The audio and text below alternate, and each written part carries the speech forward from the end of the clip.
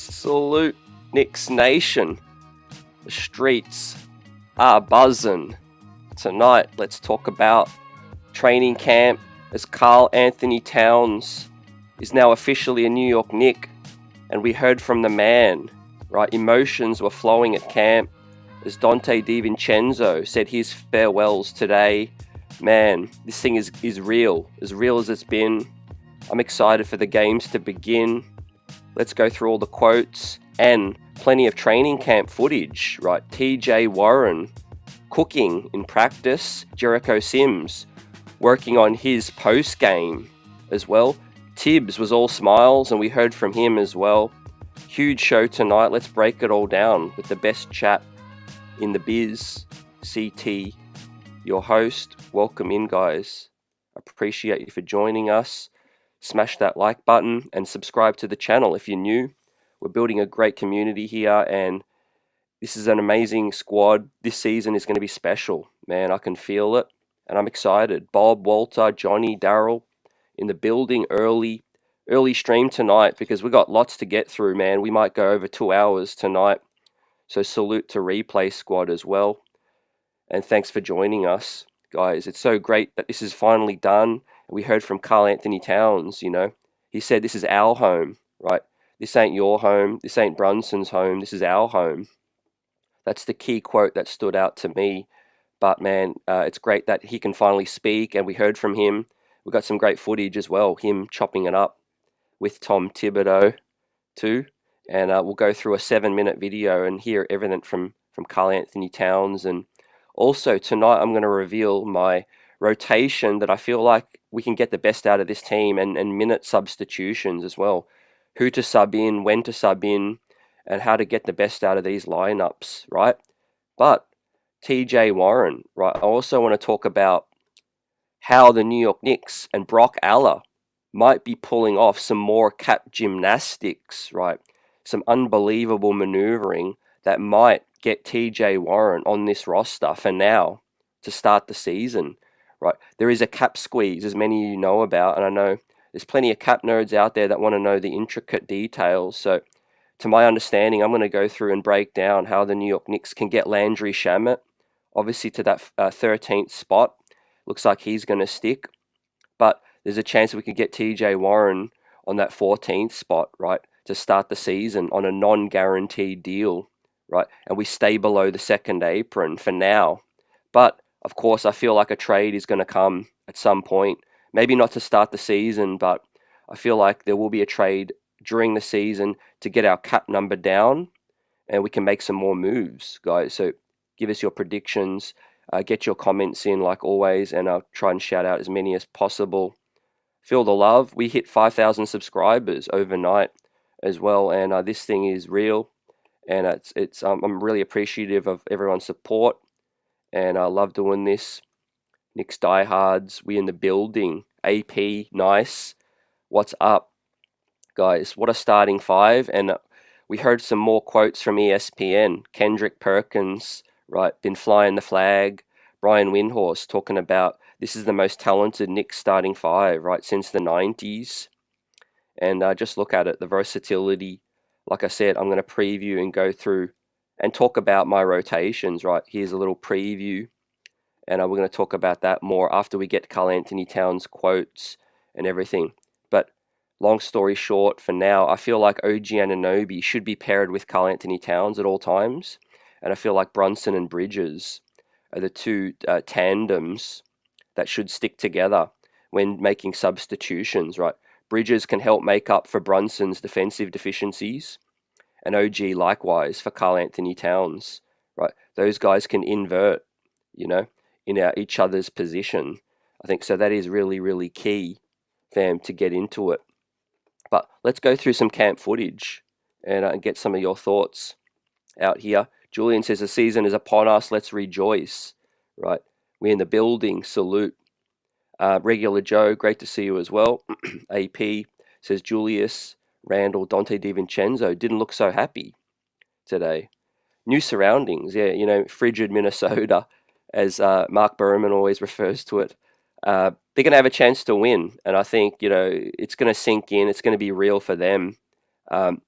as they start to play some games. But before we hear from Karl Anthony Towns, we'll do a quick summary.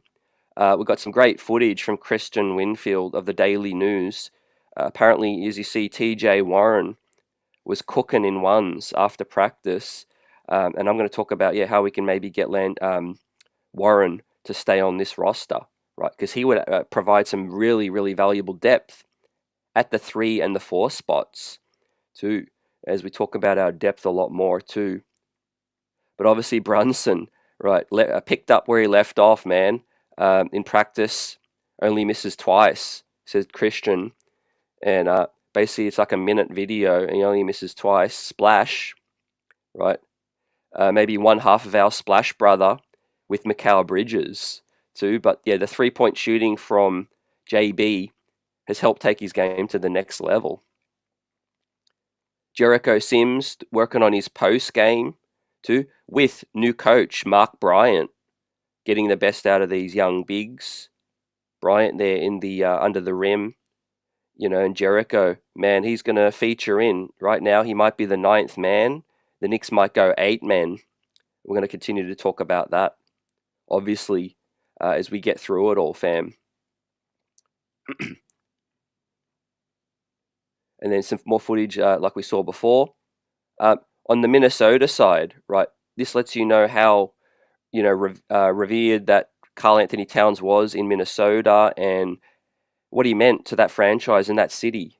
President Tim Connolly said, "We had to give up one of the best players that's ever put on a Timberwolves jersey. Just want to let New York know they got a special guy," right? So yeah, he meant a lot to that city, built a lot of relations and foundations with that one. And here we go, reunited with Tom Thibodeau. Tom, man, I don't think I've seen him smile as much as I saw today in these videos. And KAT with JB. We'll hear from what he's saying in a minute as well. But KAT got straight to work, right? And a great story we'll talk about too tonight is some of the things Karl Anthony Towns did after he found out he got traded, right? He blessed the city even more with some more, really, really, being kind with his time and giving up a lot of his time. We had some news. Trey Murphy III suffered a hamstring strain today and will miss at least 3 weeks, right? So for those of you hopeful that there might be a trade coming, we'll wait and see what happens with Trey Murphy suffering a hamstring strain, unfortunately. So hopefully he gets better. But Deuce McBride, Knicks account showing some more love for Deuce. Deuce is my X factor off the bench and a 6th man of the year for us, right? And I mentioned the cap gymnastics Brock Aller might be pulling off, right? So Landry Shamet, so we are 3.6 million below the second apron. We have to fill 2 spots, right?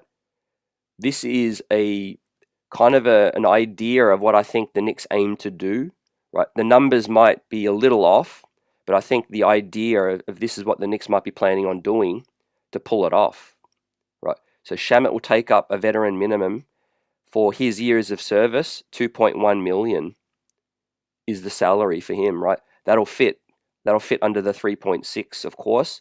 He'll be the 13th guy. But for the 14th guy, there was talk we were going to have to only convert one of the 2A rookies, and that be the 14th guy. But lo and behold, we signed TJ Warren to a camp deal. So what has Brock Aller got up his sleeve? Well, maybe you give TJ Warren an unguaranteed deal, so that way the money accumulates over the season, but you can cut it at any point, right? For a non-guaranteed deal, you can cut it and basically waive him and waive the rest of the salary that he is owed for the remainder of the season. So assuming his veterans minimum is about 2 point something, whether it's closer to 3 mil or early 2 mil, but basically you keep TJ Warren on the roster as the 14th guy on a non-guaranteed deal, perhaps for half a season. Like I say here, you wait for the trade deadline to come, and then you pull off another trade, whether that's including Mitchell Robinson's salary or somebody else, Precious. You get that salary, team salary number down, and then maybe TJ Warren can stay on the roster for the rest of the season. But if you don't end up pulling off a trade, at least you've got TJ Warren as the 14th guy for the first half of the season for that depth. Depth that's going to be able to help the team early on, right? We know he's a bucket. He's 6'8". He can play the 3. He can play the 4. Might even be able to play the 2 as well.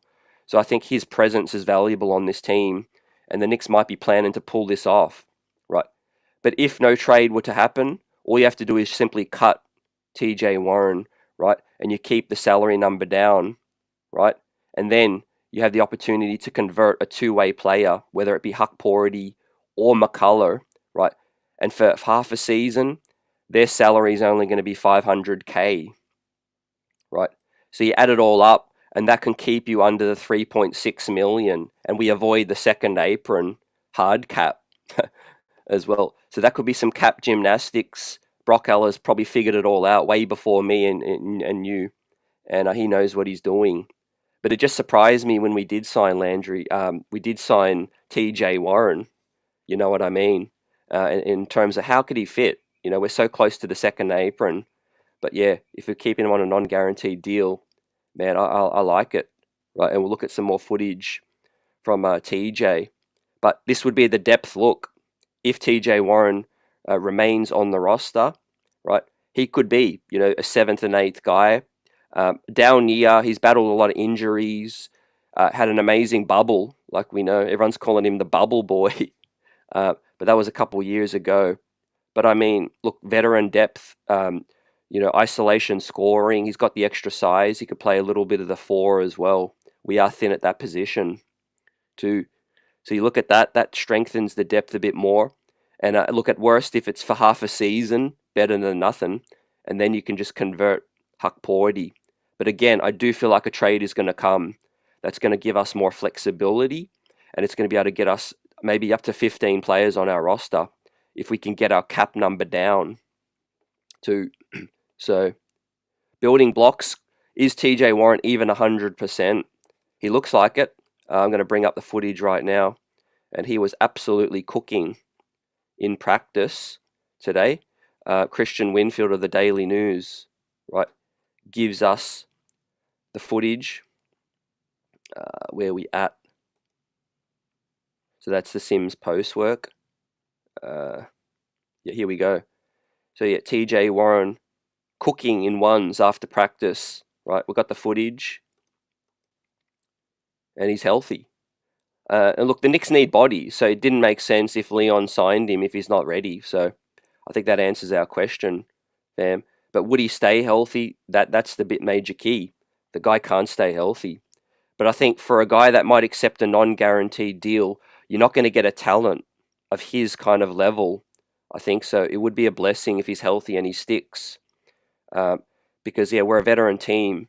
We're trying to win, and he fits the profile for me.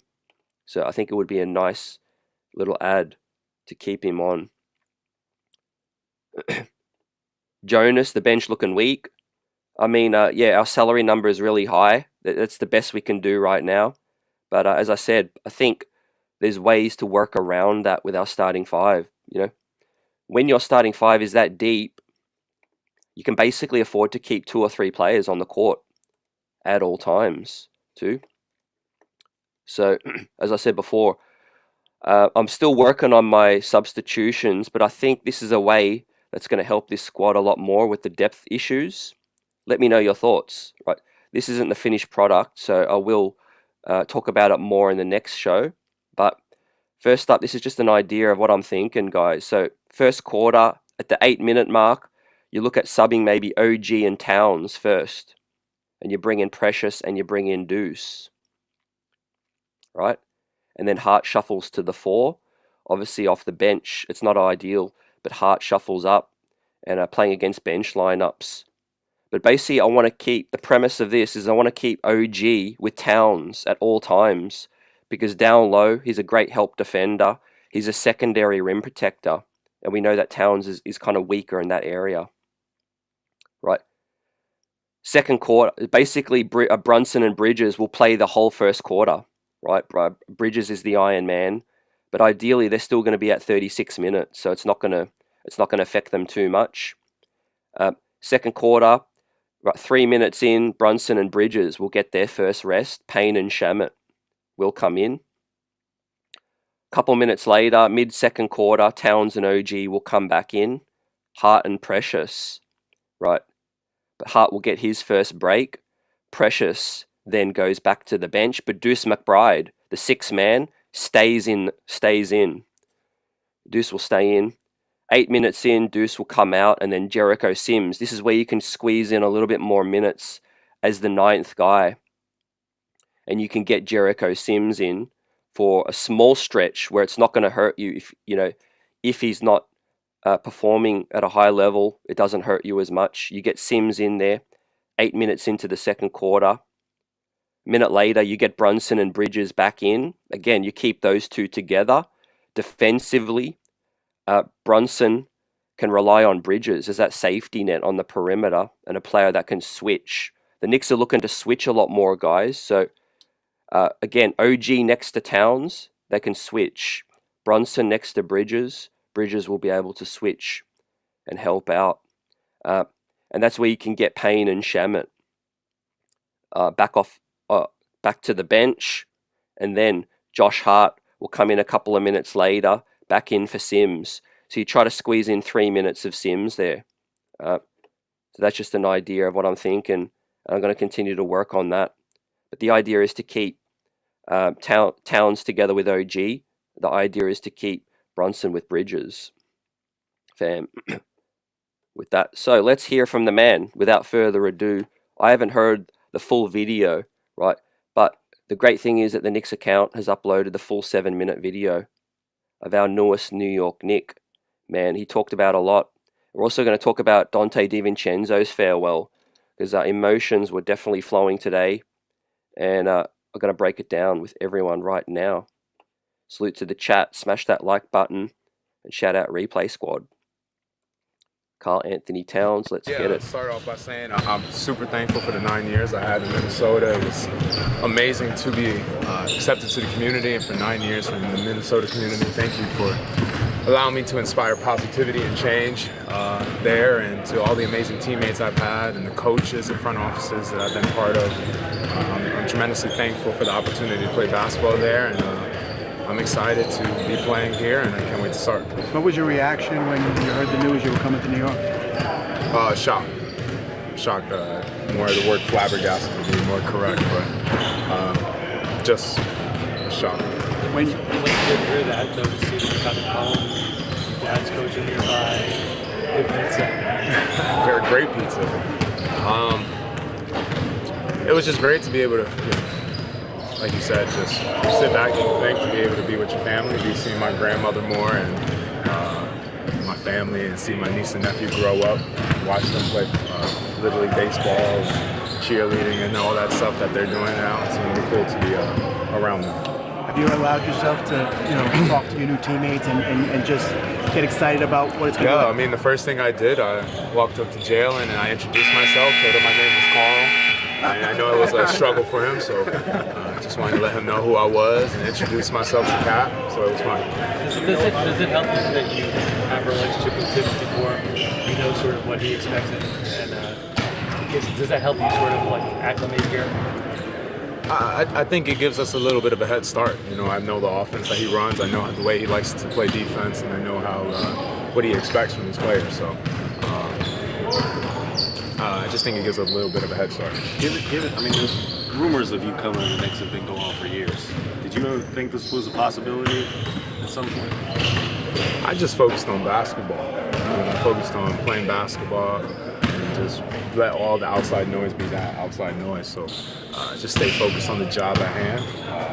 Whatever happened.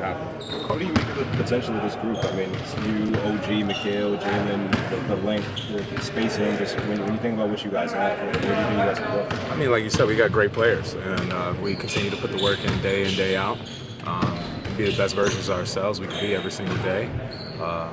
We do a lot of things. Paul, is there a message from you to the fans about obviously you coming in here, expectations, and what you plan to bring? We're just going to continue to work hard every single day, never take one practice for granted, and just try to every night go out there and be the best version of ourselves. guys made the Western Conference Finals last year. I mean, what did you learn from that experience that you can bring here to this team? I think most importantly, to get to a position like that, it starts now. It's not during the season. It's not, you start to turn it up second half of the season after All-Star break. It starts now. You got to put the work in now. You got to get your body, your mind prepared to play basketball that deep into the season. So just staying focused, working on our discipline, working on our habits. I'm just here to amplify everybody as much as possible. What did you learn about playing for Thibs that you can apply now to this team? Just habits. It's hard to say what I learned from Thibs then, because when I was with Thibs, I learned a lot, and he helped me in my career forward. So just building great habits, staying disciplined, putting the work in. It's something that I think all y'all know he's all about. So just continuing to take that approach every single day. You've had time to play at the Garden. Now you come in and it's going to be your home. Have you thought about that? I mean, it's our home. It's not my home, it's our home. These guys have done something special there last year, and JB's been building something special there. So this is our home. I just here to, like I said, amplify them and be the best teammate I can be. Without giving up too many details, what was that first convo with Thibs like after the trade? And you mentioned that you guys have stayed in contact over the years. I guess how would you describe how the relationship is? Not that it was bad before, but how it's grown since you guys haven't been together. I think over time, you just learn a lot about each other and mature, and obviously our relationship has been good. I think that for us, we just want to win.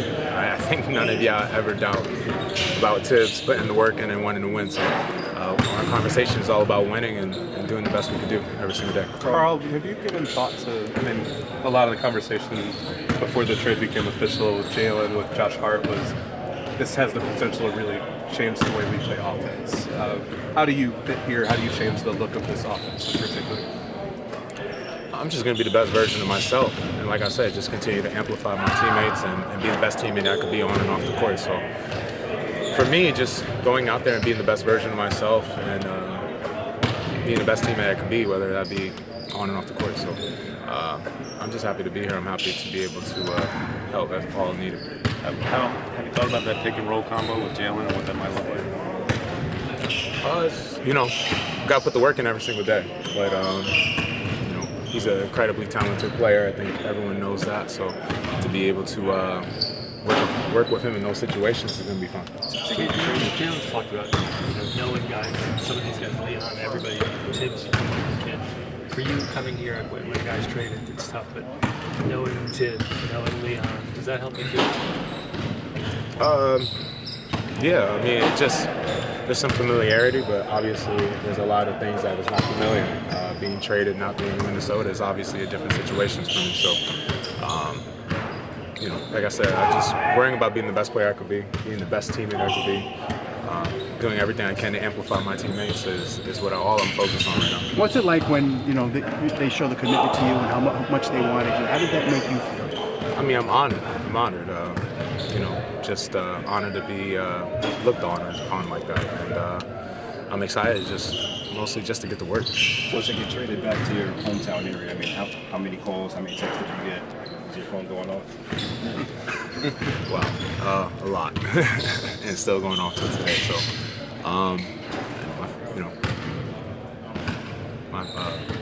my mom's family especially, the Dominicans are very excited. So. Like I said, I'm honored to be looked upon by this organization like that. I'm excited to get to work. Speaking of getting back to work, how was practice?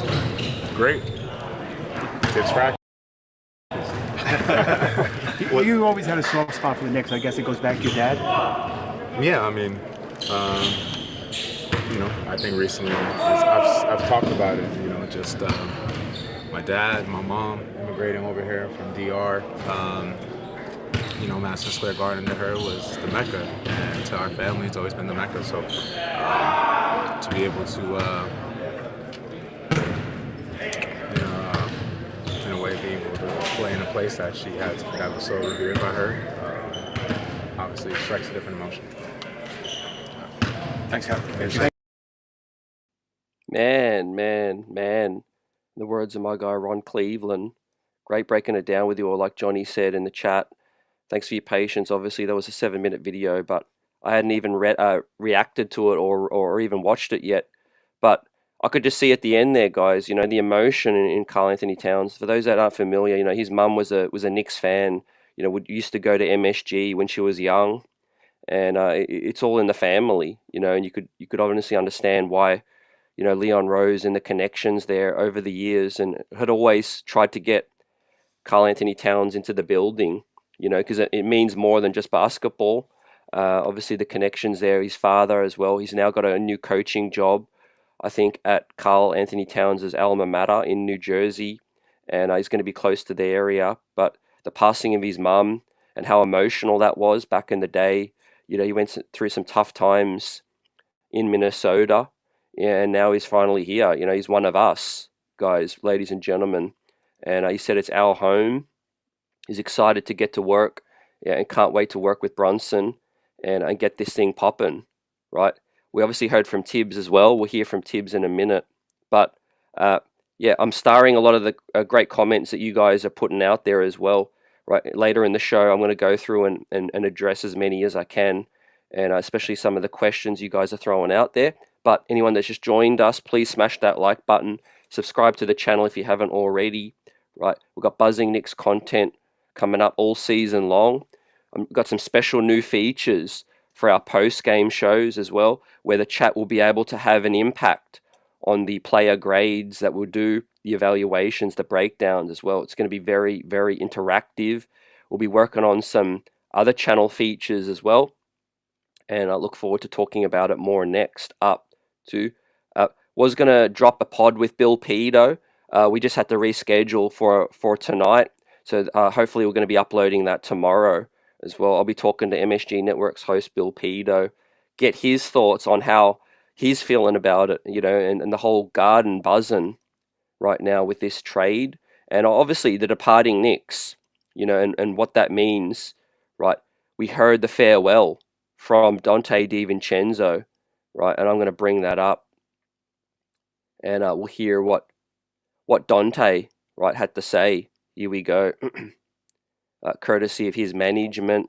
Also, the great Ian Begley brought it up as well. But Donte said his farewells. But let us know your thoughts on the end of this thing. Donte says, "Thank you, New York. Thank you, fans. Thank you for one of the best years of my life.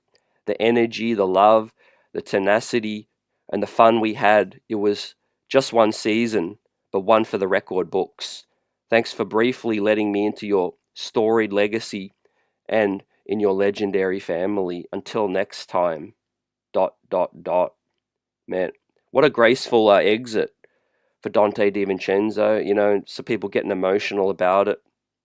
I'm kind of getting a little emotional about it because, you know, when he talked about just one season, you know, it is such a shame. But he left the door open. You know, I feel like that's the way I'm reading it, is that until next time, right? He understands the bigger picture, you know, and all the talk is about, you know, Minnesota was like his second option, apparently, when he was, you know, in free agency. But it feels like, you know, with Brunson, you know, and the family ties there, and he was obviously the groomsman of Brunson's wedding. He's a brother to these guys. Well, he understands. Now, I'm sure it would have been emotional for those guys to say goodbye, but look, it's a job, it's a business. He's a millionaire, he's still making good money. He's just going to be in a different city. But yeah, you know, he's going to get a chance to maybe play more minutes in Minnesota and just be the big ragu that we grew to love and appreciate. You know, Minnesota fans are going to be getting a good one with him. But Donte says, until next time, fam. So, like AP says, you could see it on his face. Yeah, it is tough, not going to lie. Obviously, Julius and his wife, you know, paid tribute to the fans, us, for all the love and the support. The years in New York were, you know, they said was basically so significant for them in their life. And obviously their children grew up in New York as well. You know, I mean, these guys are just leaving roots in the city. I just wanted to bring this up as well. Some of the best available free agents out here, guys. Markel Fultz can't seem to get on a team. DSJ, Jay Crowder, Robert Covington, Doug McDermott, Justin Holiday, O'Shea Brissett, Bismack Biombo, Gallinari, and Daniel House. Right. I talked about how we might be able to get a veteran on this team on a non-guaranteed contract at the start of the show. That might still apply to some of these players as well, but it is going to be a little tricky. That's why I do think a trade is going to come at some point this season, right? Let's hear from Brian Windhorst, ESPN. I haven't heard this either, but you can see the quote. To start with you, Brian Windhorst, how do you assess KAT's fit with the New York Knicks? Well, when you look at the ability to add an all-star caliber player, an all-NBA type player right at the beginning of the season to a team that was a threat to win the East last year, I mean, this is the kind of move that really the Knicks have been looking for years. They turned out to develop their own superstar with Jalen Brunson, and this is sort of the complementary superstar. This is what you need in the NBA, two high-talent players who can play together.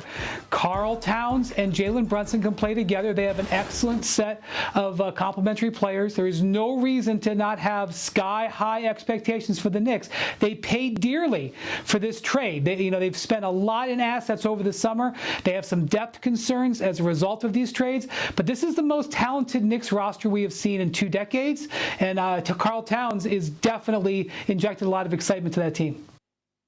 No lies told there. Best team in 2 decades. I talked about it since the 90s, and I got mad respect and love for that team in the 90s. So I'm not going to say either way. I think that, that's a special team in that era. But I think obviously on par, this team is at least on par, and obviously more dynamic offensively. That one was more tough, rugged, and more of a throwback, I think. But the league's changed, as everybody knows, the shooting guys as well. AP says it feels like the Anthony Mason, Larry Johnson trade too. Jay Boogie in the house says check your email and your phone. I've been with TJ. It's healthy and ready. Let's go. Let's go, Jay Boogie. Great to hear from you, fam. And we will talk soon. But yeah, I'm hyped for TJ Warren and seeing what he can give this team. Yeah, he's got size. And we definitely need a guy like him to be able to put the ball in the bucket.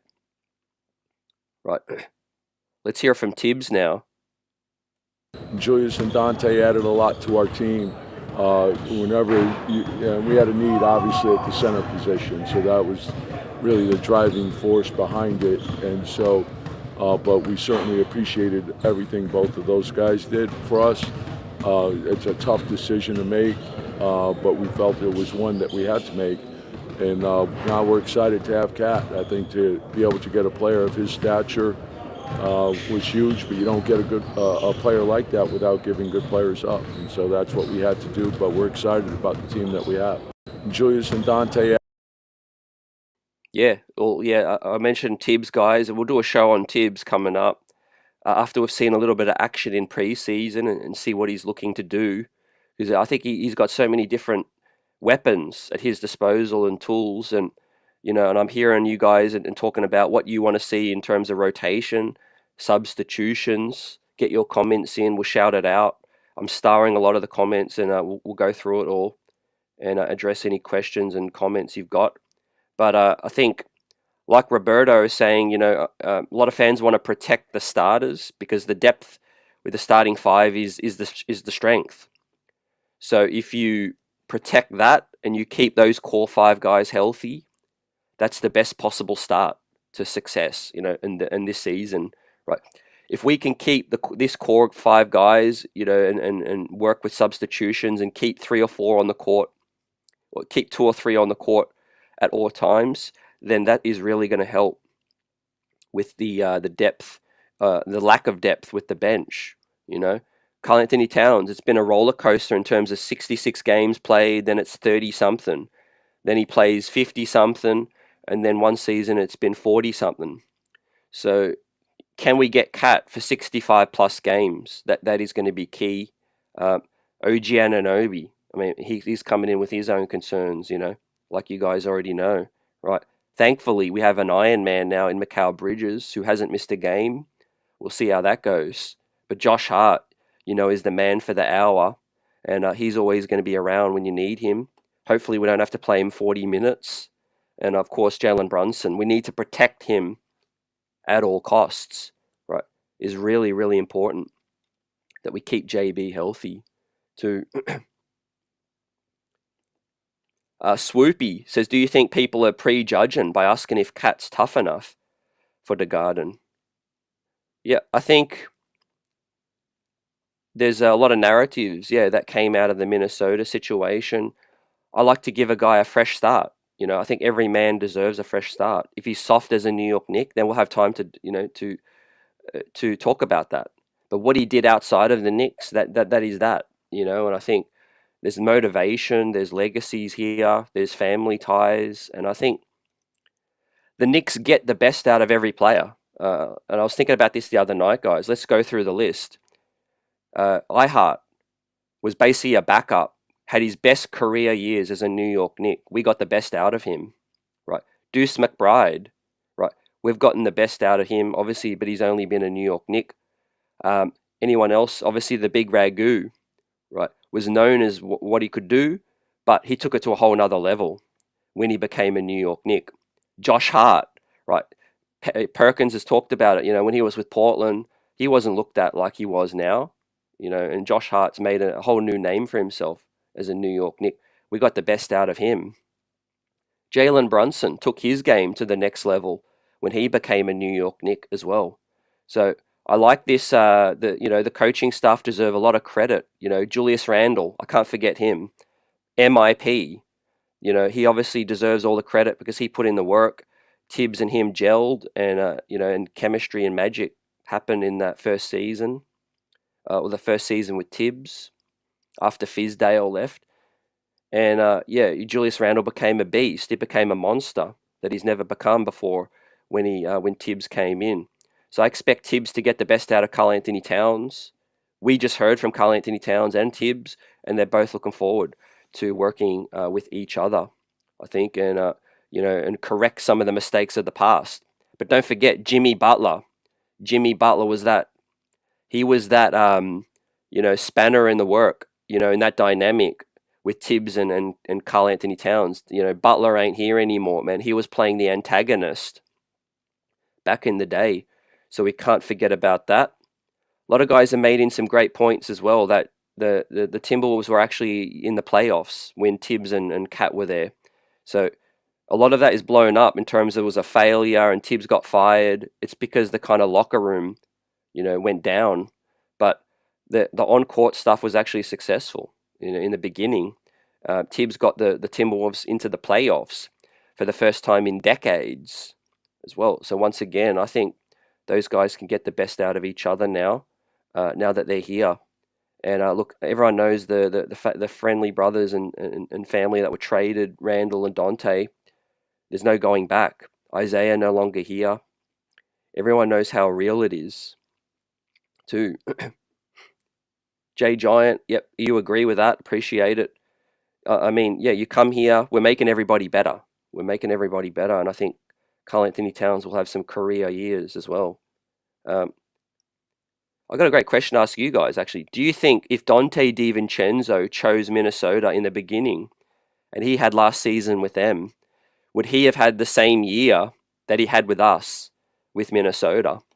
Yeah, it's speculatory. We'll never know. But I don't know if he would have got the same usage to even show what he did. I don't know if he would have even got the same runway. Jay also says Josh Hart may come off the bench, so just so we can have some extra bodies, we will see.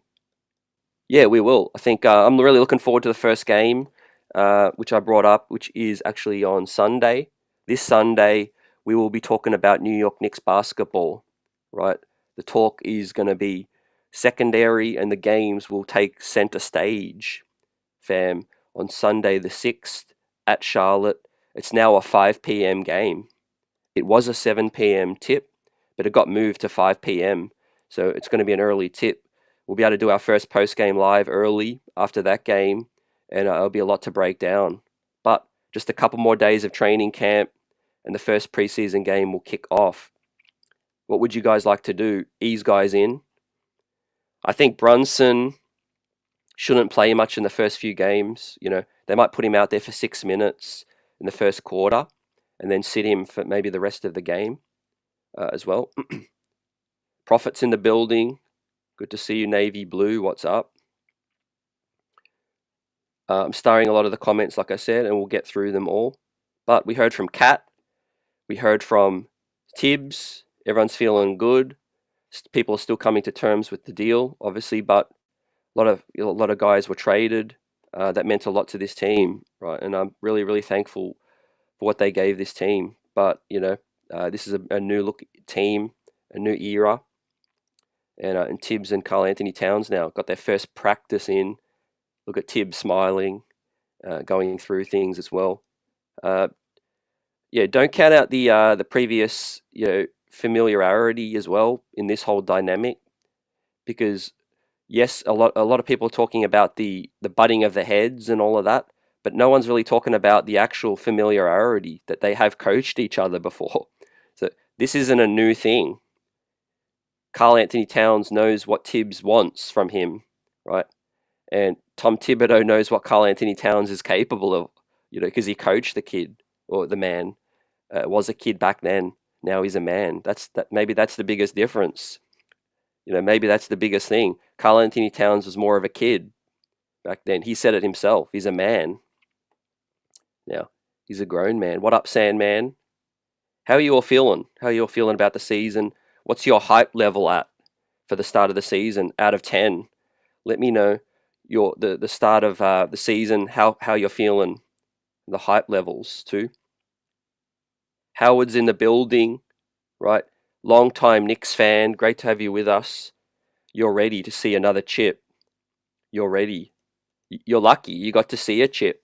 You got to see a chip. I haven't. I'm hungry. Hungry for that first chip as well. I know Brunson. I know Thibs are. I know KAT is as well. We did lose Dante. Obviously, he's won a chip before. So we don't really have anyone on this roster that hasn't won a chip now, except OG Anunoby, but he was injured for that run. OG Anunoby is the lone player on the roster now with a chip. Correct me if I'm wrong, right? I don't think Cameron Payne hasn't won a chip, right? So yeah, I don't think anyone else except OG Anunoby. The hunger should be at 11 out of 10. Howard says Leon will have a statue if and when we get a chip. Andy Greer and Rick Brunson and Dice been Tibbs staples, so KAT knows them as well. Yep. Sandman says, I'm ecstatic, bro, as I'm the president of the Randall Can Go Club. Yep. Jay Giant says, how will we survive the departure of Johnny Bryant? He was up under Tibbs whenever Tibbs got lost in the game to remind him of subs. That's a great question. I think Tibbs loves to operate with his familiar guys. Johnny was never, you know, brought in with the Tibbs team, but that doesn't discount, the great work that Johnny Bryant did. You know, he was the first guy in Tibbs' ear. So that is something to really look out for as the season goes along. Obviously, I spoke on Brunson taking on a new leadership role as well. He's officially the captain, you know, so he will continue to do what he did last season. But I think having it made official is like the expectation now, the onus is on Brunson to make sure that things are going. And I think he will be the extension of Tibbs on the court. The familiarity, the third season in New York City with is JB, right? So I think Jalen Brunson's going to have a lot more expectations. New York Panama says Divo didn't play in those finals too. Yeah, there was some. He was sort of a rotation, end of the bench piece. Howard says Dante would not have shined as brightly in that. Look, no greater stage than with us and the New York Knicks. We won't listen to this, but yeah, also Brian Windhorst did say he was kind of surprised at how many executives that he talked to felt like the Timberwolves won the trade. So Knicks have a chance to shut some people up, no doubt about it. I don't see how the Timberwolves won the trade. I think everyone's really overblowing the Dante experience. It was a career year, but his minutes are going down. His role was being diminished. And so Deuce McBride can step in and fill, no, not all of the shoes, but a large part, I really feel like, as well. As we see another great video, and JD Sports Talk also giving some great commentary on it. But yeah, I mean, we know that how real Brunson's shooting is, and if that goes to another level off the bounce, that's key, because we've got dual pick and pop threats, we got floor spacing up the wazoo. I mean, Brunson's 3-point game has taken his game to another level, because they have to kind of sag back. He's so great at penetrating as well. When you got Karl Anthony Towns there ready to set the screen, pick and pop is going to be in play. The kick to the corner with Bridges and with OG. Maybe Deuce McBride is going to get some run with the 5-man starters as well. Would you guys like to maybe sub Josh Hart out early and get Deuce McBride in? I could listen to that argument. I think getting Hart, maybe starting him, because, for the toughness, the defense, the rebounding. But then you could play Hart as a key pillar with the bench. Deuce McBride is the first substitute in, and you can send Hart to the bench. What would you guys say to that? Get your comments in. Right, we're still trying to figure this thing out the best way we can. The depth is still pretty thin. But look, a lot of the benches around the NBA are pretty scarce. I mean, Denver basically got depleted. They lost KCP, Bruce Brown, and they also lost Uncle Jeff. So I think, a lot of championship teams, they don't have the depth that we had last season. I think that kind of clouded our expectations, because we had a super deep team. Now we're just an average bench, back to just being average. But if, the starting 5 is a lot stronger or deeper, and if you rely heavily on that, the depth on the bench don't matter as much unless injuries happen. That is going to be the key focus. But obviously, some guys have some points to prove. Jericho Sims is one of those guys, right? He doesn't have a contract next season, Jericho Sims.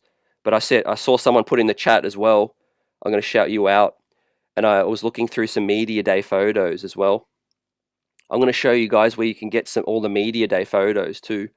It's a little hidden secret. Some people don't know where you can get all this as well for news and whatever it may be, content creation. But saw some photos of Jericho Sims. He is beefed up. He is jacked, is Jericho Sims, man. More muscle. He looks bigger. And he definitely looks bigger. Can he improve his game? I know he's been working on that little hook shot. That's cool. The jump hook. But I want to see Jericho Sims be a better defender. We all know that's what's going to help him stay on the floor. I don't really think Jericho was as bad offensively as some feel. He just never really put up the shots. But defensively, it was tough. It was tough at times too.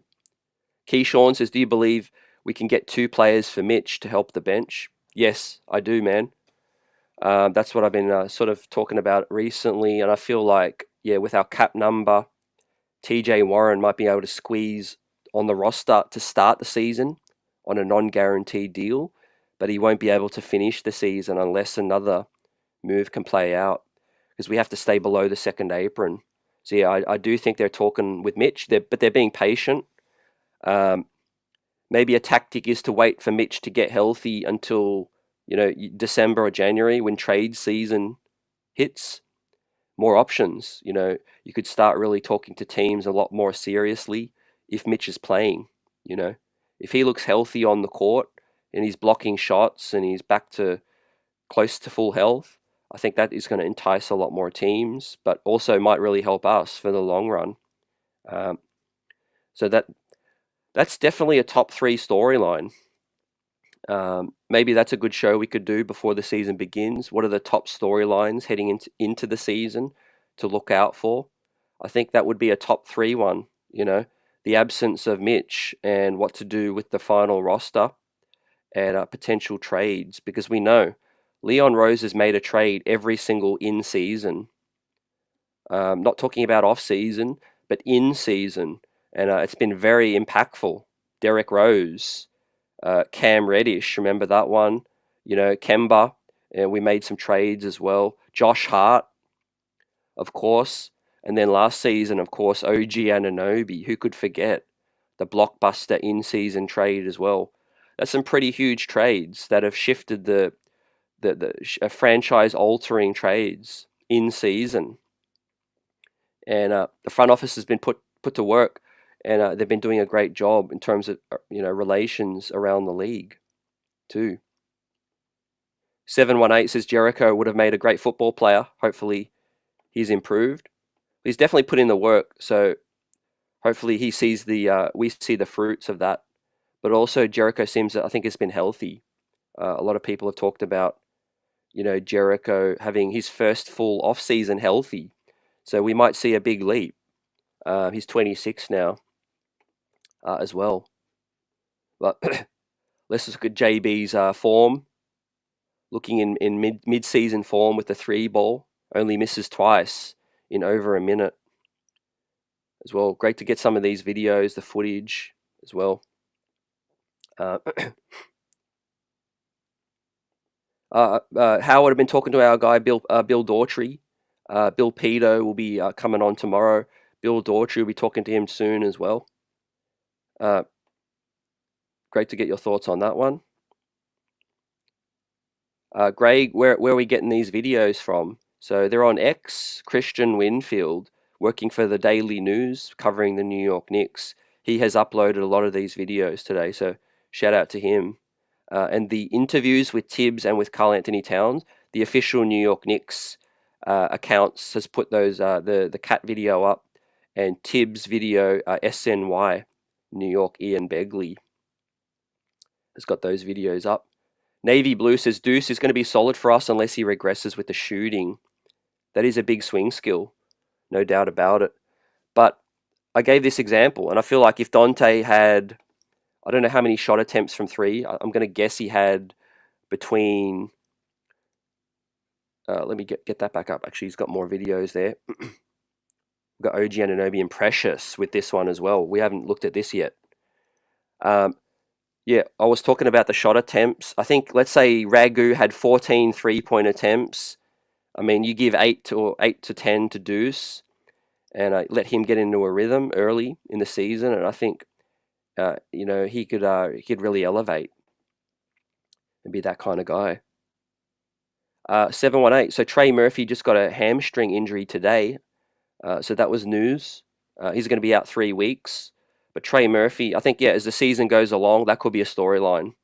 I think one of the benefits for the Knicks waiting is in season, more availability in terms of trades, opportunities open up. Let's say a player loses a point guard, Tyler Kolek looks legit, or Cam Payne looks legit. Then you've got more leverage, someone you can package with Mitch, or somebody you could package with Precious.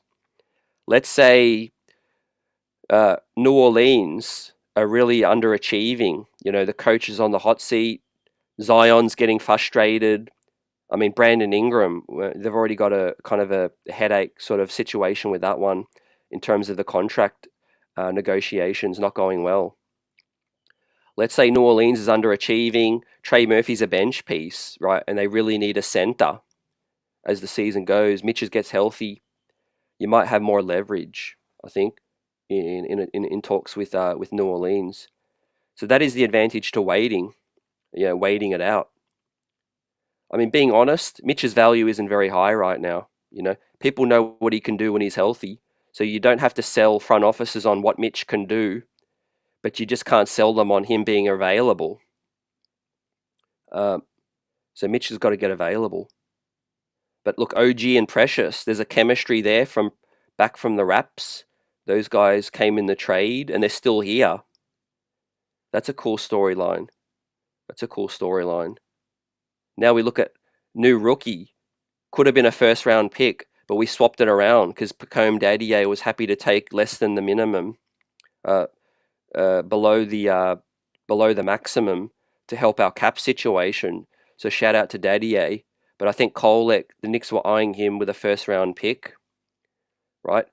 He's going to have some time to ease in. He could be a factor later in the season. It'd be a good ticket in Westchester to see some real New York Knicks. You probably see Dadier a lot. You'll see Kolek. You'll see Huck Porty. You might even see Damian Bohr, who's on a camp deal. You might even see TJ Warren, right, if he stays with the G League close by so that we can get him on the roster if a trade pops. But don't sleep on Tyler Kolek's three-point shot. We did see it in Summer League. He can shoot off the bounce, which is great. He's kind of got multi-skills.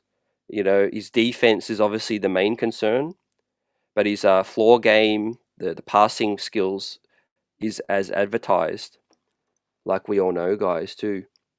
Yeah, OG was cash from the corner, says Jay. 718 says KAT at the 4, Huck Porty is a lineup that I want to see. I would like to see that as well, but I think Huck Porty needs to prove it. It's going to be interesting to see how he looks early. He's had pro experience too. I think he's the favorite to get converted to a main roster spot. If that has to happen, to squeeze under the second apron. What do you guys think about Kolek? Could you see him getting any minutes early? I can't see it early on, but I mean, look, he's a future move. Don't forget, we got him under a contract 3-4 years, and that's exactly what we need when we are so close to the apron now. So I think, yeah, the bench is thinner than it was, but I think with the money we had available, there's not much better you can do. Precious is a real rotation player. Lucky we got him back in the OG deal. Otherwise, it would be really tough.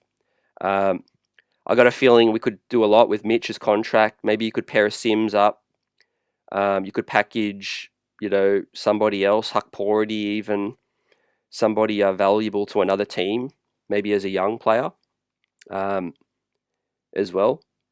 But yeah, right now, you look, Deuce, I think, is definitely going to get minutes. I think Cameron Payne will be the first point guard off the bench. Deuce will probably play more of the wing. Shamet, I think Thibs has mentioned Shamet quite a bit, so it looks like Shamet is in his plans, as pointed out by Steph Bondi of the New York Post. So he had that reporting as well. So those are and then Precious Achua. So I do think he's at least going to run a 9-man rotation early. Sims might be a guy that he swaps out situationally for Precious. But yeah, I can't see him not playing more than Precious and Deuce. I think Payne and maybe Shamet will be those guys. What do you guys think about that? And I'm still working on my full rotation. But what I would like to see is a 9-man early. But you sub 2 guys out at a time to keep the chemistry with the on-court starters, right? So I would sub OG and Towns first. You could do this different ways, but I think OG and Towns together, keeping them together defensively makes a lot of sense. And then you can bring Precious in for a small stretch with Deuce. You bring in 2 good defenders as well. You lose 2 defenders or rim protectors, and you bring in Deuce and Precious. Brunson and Bridges will most likely have to play the full first quarter to keep the scoring and keep the defense with Bridges as well, the spacing. And then when those guys get a rest, you bring Payne and Shamet on for those guys on the perimeter. Shamet will duplicate what Bridges can do with the shooting, and Payne can then do some things in Brunson's absence. Obviously, Deuce is already on the court, but he would shuffle to the 2, Shamet the 3. Once again, Iron Man Hart is going to have to play the full first quarter as well for chemistry. 5 minutes into the second, he's probably gassed by then. He sits, he gets a good break. And Precious as well. Deuce stays on the court. So you're getting a lot more output by keeping Deuce McBride on the court again for a prolonged stretch in the second quarter. Deuce comes out. Eventually, Sims can come in for a little stretch as well if you want. But that's going to be 10 men. Maybe that doesn't happen. And then you see a little 9-man action with that one. Toppin's on the 2-way, so we'll wait to see how that plays out. John says we could trade Pacome and Mitch and the Wizards pick for something that helps our bench. Yeah, we do have a little bit of left to play with. We've got 10 second-round draft picks, and we've got 2 pick swaps we can throw in there as well. Pick swaps are pretty valuable. They're not the same as a first, obviously, but they can do some things in terms of negotiations. But the newest Knick, TJ Warren, right? We'll see some footage of him. But I talked about how we could get TJ Warren on this roster, fam, and that is to non-guarantee his deal and just run it through the season, and then once you get close to the apron, swing a trade, or you cut him. Let's say he's injured or it's not working out, and you need to be cheap. Then you can convert McCullough or Ariel Hukporti for $500K for the rest of the season. That'll keep us below the second apron with just 14 guys, which I'm going to admit it's not ideal for competing for a championship. I would prefer the New York Knicks to fill all 15 spots because we saw what happened last season. Maybe there's still some PTSD there, but I would like to try to fill 15 spots. If we have to sacrifice Mitch and we can get Nick Richards and another piece, we might have to consider that. Mitch might be healthy and be a factor, and maybe we look at packaging somebody else. But we could do a lot worse than a healthy TJ Warren. He could play 2s, 3s, and 4s as well. He's 6'8". He looks to be healthy. A great question from the chat earlier. We wouldn't have signed TJ Warren if he wasn't healthy. It would have been a waste of time. We needed a camp body and we need some depth. So, we can assume that he's fully healthy. Otherwise, Leon wouldn't have even bothered. Would have got somebody else in the building as well. Jay Crowder, Robert Covington, Doug McBuckets. Would you guys like Doug McBuckets on this team? Rocco, Markel Fultz. We don't really need him, I don't think. Dennis Smith. I think those guys probably look elsewhere. We've got too many point guards. Otherwise, Rokas would have come, I think. Dwight Howard is a name nice. Yeah, he was lobbying to come to the New York Knicks. He's always trolling online, and he posted a video saying, "I heard New York needs a Superman." Dwight, has Dwight got anything left?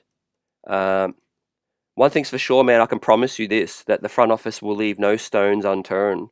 If we really need a veteran and we're lacking, they'll make a move. I think so. Nobody's safe right now. I think we've seen that now. Nobody is safe on this team. Morris, Mook Morris could have stayed Profits if he was willing to take a non-guaranteed deal, I think. But basically, this guy, TJ Warren, slid into his spot, and he's been cooking in practice as well. So he's only 31. If he can stay healthy, and we know he can be an 18-point, 20-point scorer. Quentin Brown, I agree with you. Kevin McCullough is a guy that could be a wild card. He could be a sneaky wild card on this one. I like his game defensively, and he can play make some as well. I know a lot of fans on X have been asking the beat writers too, what is the deal with Kevin McCullough's health? Because we haven't seen any practice footage. I've seen him sitting on the sideline in some of these videos, so we don't know yet. But I think he is probably closer to getting healthy, if not, because he would have stayed in New York to rehab, I think, if he wasn't. But look how his game could fit. He's 6'6", 6'7". He can guard 3s and 4s as well. So he's kind of versatile. We might need his game at some point. Crowder's a bit washed. Yeah, I don't think he'd gel in the locker room, I'm going to be honest. Karl Towns. A lot of these guys have had some beefs. We're seeing Karl Anthony Towns get choked out by Ben Simmons. That's going to be crazy. We're seeing Karl Towns go to war with Joel Embiid. Guys, that's going to be crazy. There's going to be some wars this season. Who's going to be our enforcer? That's a legit question, right? Offer suggestions to me. Who do you think can be an enforcer in this team? Do we even have one?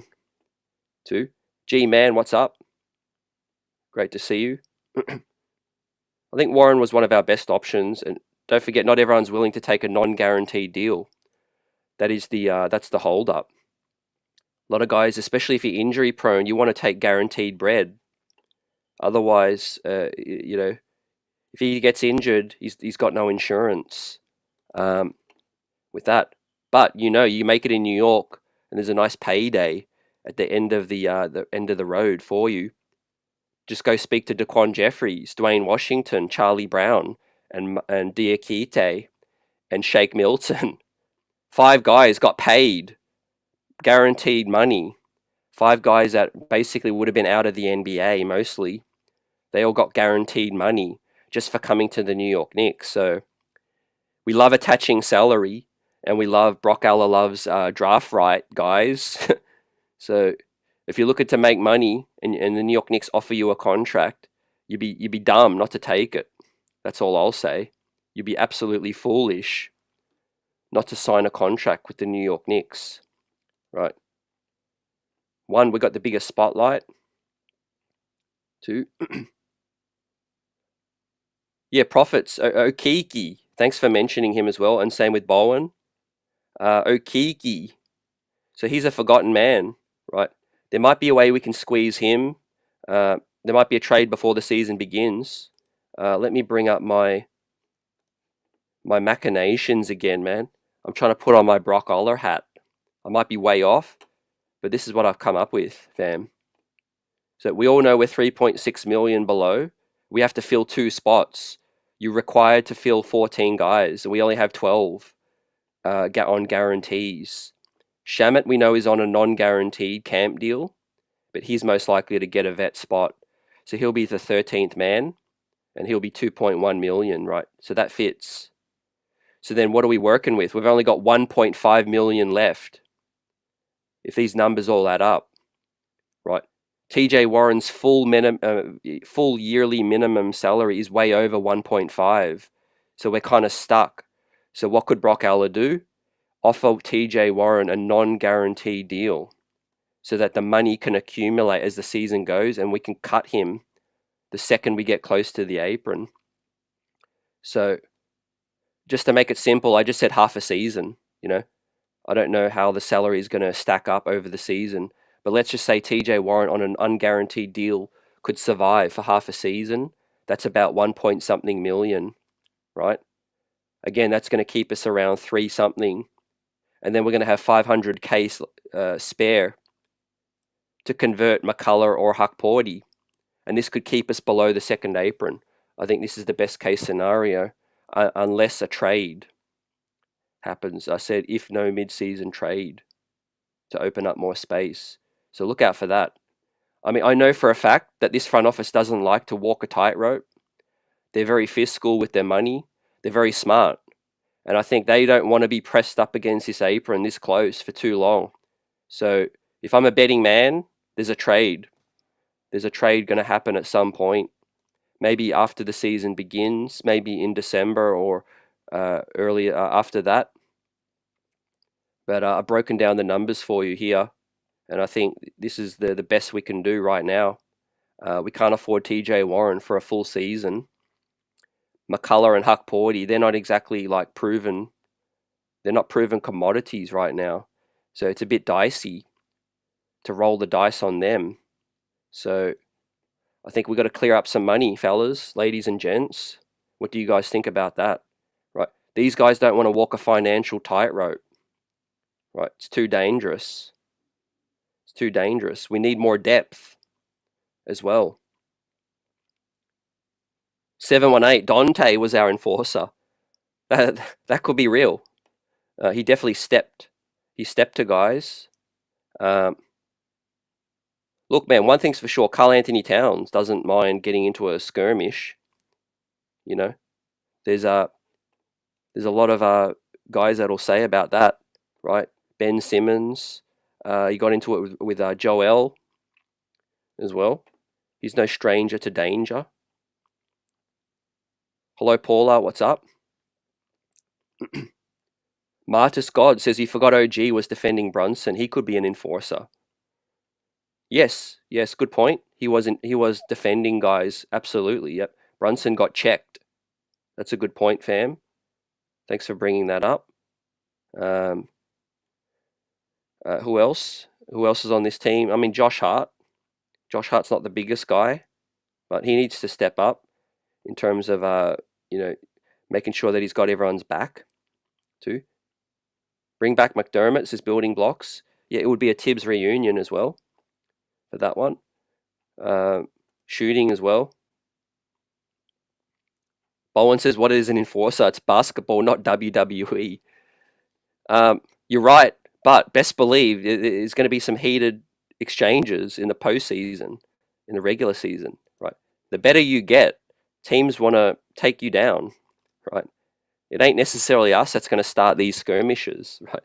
Teams are going to get jealous. Teams are going to come into the Garden trying to cause a hitch in the matrix, a glitch in the matrix, I mean, even LeBron James at his age acts a fool when he tries to come into the Garden, does his little pump action, does his little, he used to do the flip bottle, BS, all of that. None of that stuff's going to happen right now, right? But it better not happen, Better not happen, man. Shea Gilgeous, Devin Booker, those guys love taking those Garden moments, Those guys hit, game winners, put it all on Instagram immediately, right? We're not going to let that happen anymore.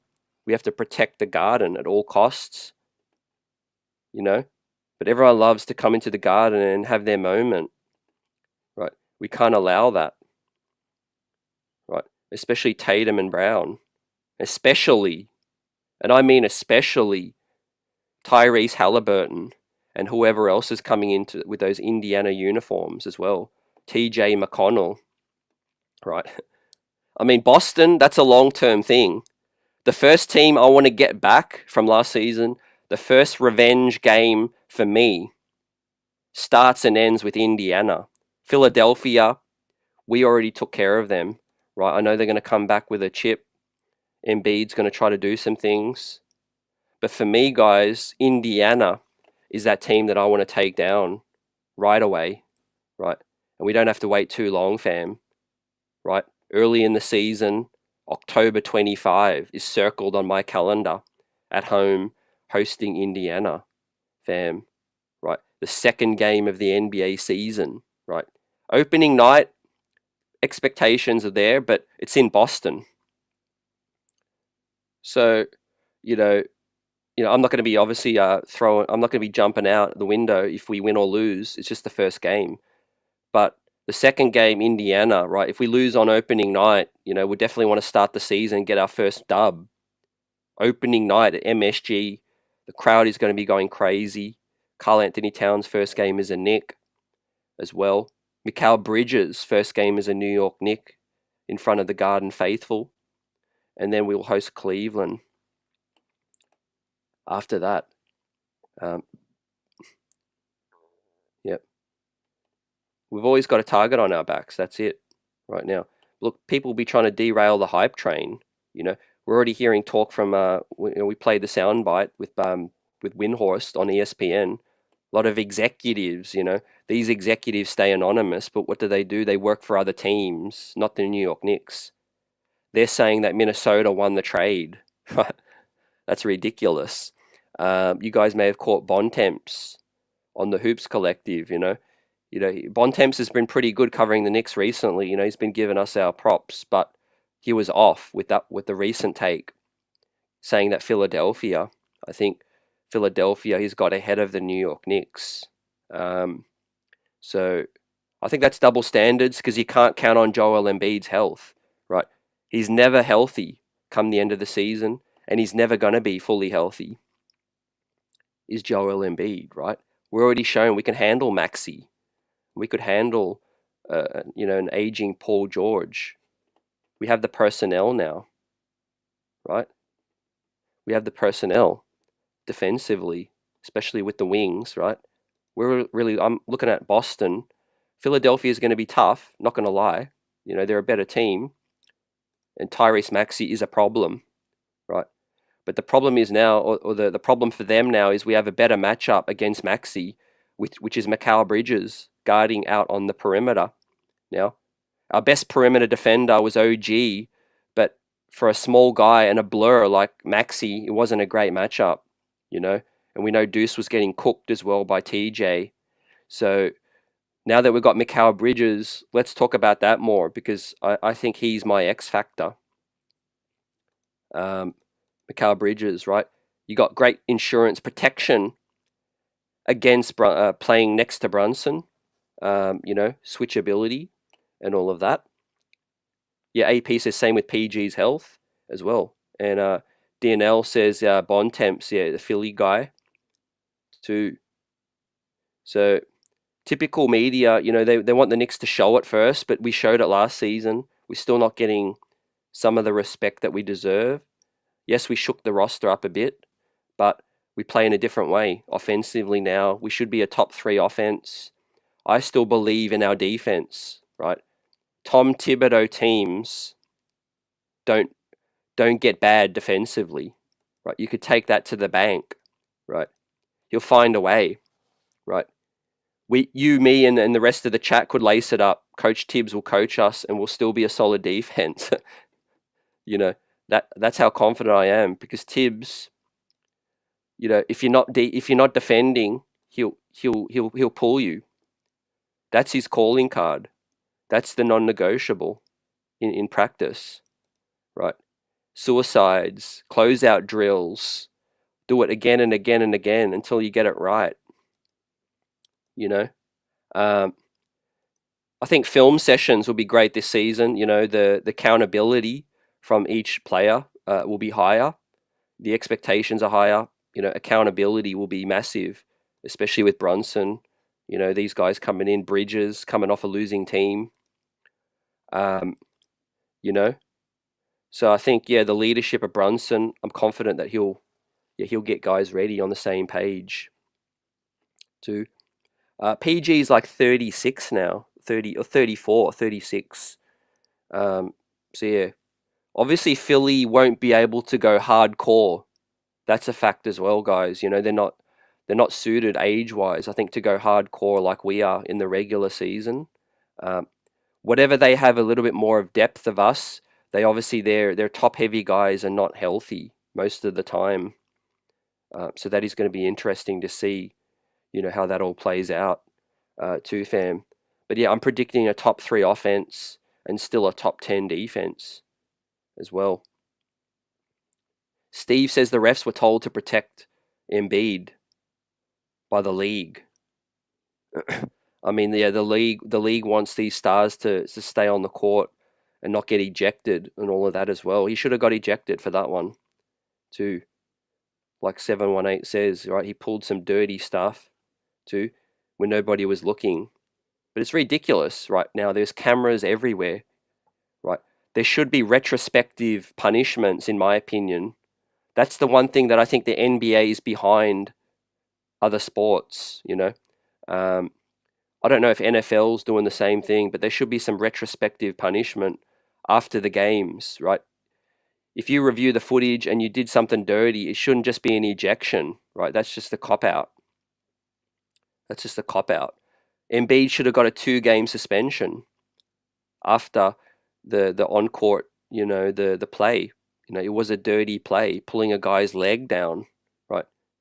You're already lying on the floor and you're pulling the guy's leg, right? How is that a basketball play, right? Josh Hart accidentally kicked somebody because his leg was flying in the air.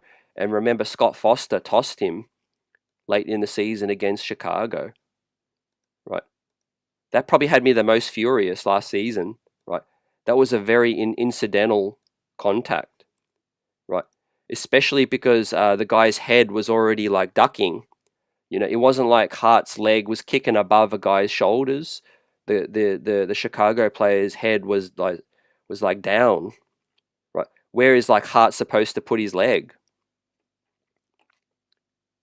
You know, so that was pretty crazy. Let's see if we get more respect, right? One thing's for sure is I said it last season as well that Thibs did keep his cool. If I was Thibs, I would have got suspended or ejected a couple of times, right? We'll see, man. Thibs is definitely mellowing out. You know, you got to say that about him. I think he's definitely, you know, chilling out a lot more and being more of a player coach, right? He's not quite a player coach, but he's more of a player coach than he used to be as well. And yeah, I talked about this with Coach Knick last night. If you haven't checked that out, check it out. And his video on Karl Anthony Towns, great video that he dropped as well. But I said this. I said, you know, basically with our depth, you know, especially with Deuce McBride and the guys under contract that we have, this isn't a 1-year thing, guys. It's not a 2-year thing. It's like this is a era. This is a dynasty, potentially, just like the 90s that we are entering. Deuce McBride under contract for 3 more seasons. Karl Anthony Towns for 4. Brunson for 5, right? Josh Hart for 4. Mikal Bridges soon. Going to get extended. OG Anunoby for 5 seasons. And they're all like 27, 28, and around that age, right? So these are the like middle of the prime of their careers. And I think, right, even if we don't get it done this season, I think we'll come back better. We'll be able to add more depth. We'll be able to continue to build on our weaknesses, right? So I think this is the start. This is the first year of a 5-year thing. I honestly believe that. Because not a lot of teams around the league competing can offer that contract security and stability. Even Boston might have to lose Derek White at some point. Boston might have to lose somebody. They can't keep everybody together like that forever. We'll see how that plays out. We've got Kolek on a rookie contract as well. Yep, like you said. You know, Pacome Daddier, we don't even have to stress about his development yet. You know, he could be in the lab, you know, and grow as a man. He's already almost 6'10", right? Pacome Daddier grows to be a rotation player in a couple of years. We're great. Same with Kolek. Those guys will be on the cheap too. Now, let me bring something up that I promised earlier, guys, for our diehards too. So let me just bring this up, guys. But yeah, salute to the chat, salute Replay Squad. Smash that like button. Subscribe to the channel. We hit 5K subs, and I'm so grateful, appreciative of everyone. We're going to be bringing out some more options on the channel and a podcast weekly. We'll be providing extra content this season, post-game shows, more interactive. You guys are going to be able to vote in the chat, and it actually shows up on the screen, just to let you know. You're going to have your say after every single game on player performances as well. And especially when we do giveaways, you'll be able to enter the giveaway via the chat. So that's something that I've been working on. Everything that I'm getting out of the show, I'm putting back in to make better content. So that's a little preview. But I'm bringing this up now so we can get it popping.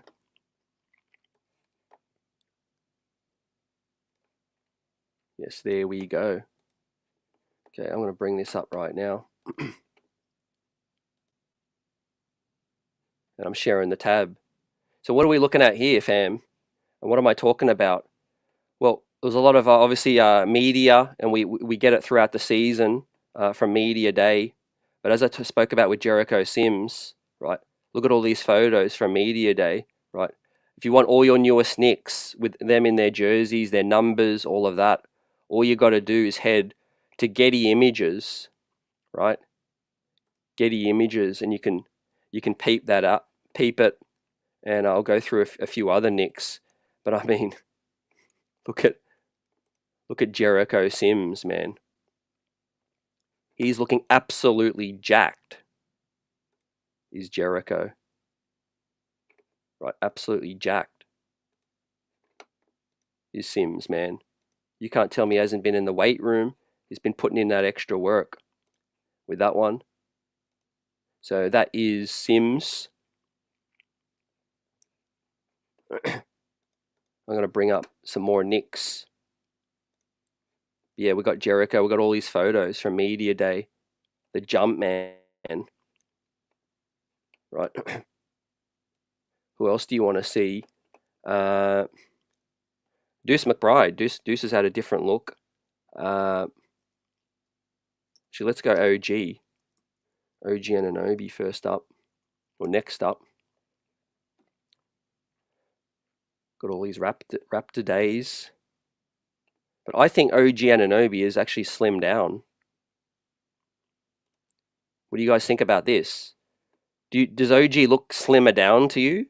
Could this be something where, you know, he's working with the new Casey Smith, the new health trainer, conditioning trainer, trying to get him playing 70+ games, maybe trying to get him more healthy. OG repping number 8. We know J.R. Smith used to rock that. And OG's looking thinner, in my opinions, on that one. Right. But yeah, Getty Images has got everything from Media Day. All the updates and everything.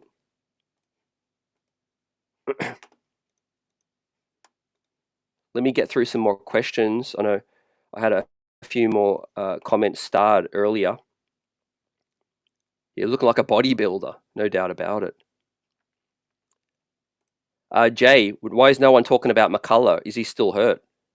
Yeah, I think he's not 100%. But Thibs did say everybody was healthy outside of outside of the main guy, which is Mitch. So yeah, no one's really talking about him. That's the thing. That's the surprise to me. Maybe that narrative that Thibs isn't going to play any of these guys early. Maybe that's going to stick true. He hasn't even talked about Kolek. So yeah, we wait and see. But McCullough is an official two-way player right now. He's not even an official roster player. So yes, he can play. So a two-way player basically means you can go Westchester or the Knicks, but you can only play for 40 days. You can only actually be on the dressed on the New York Knicks bench for 40 days of the season. So the Knicks are going to have to be smart with using those days up, in case some injuries happen. So that is where the Knicks are going to try to do some gymnastics in terms of filling out the rest of the roster and that. Yeah, I do like McCullough's game, no doubt about it. So yeah, I've started some comments early throughout the show. Anything that I haven't addressed yet. Johnny says, congrats on the 5K. Appreciate that. Once again, we hit 5K subs and on the road to 10K.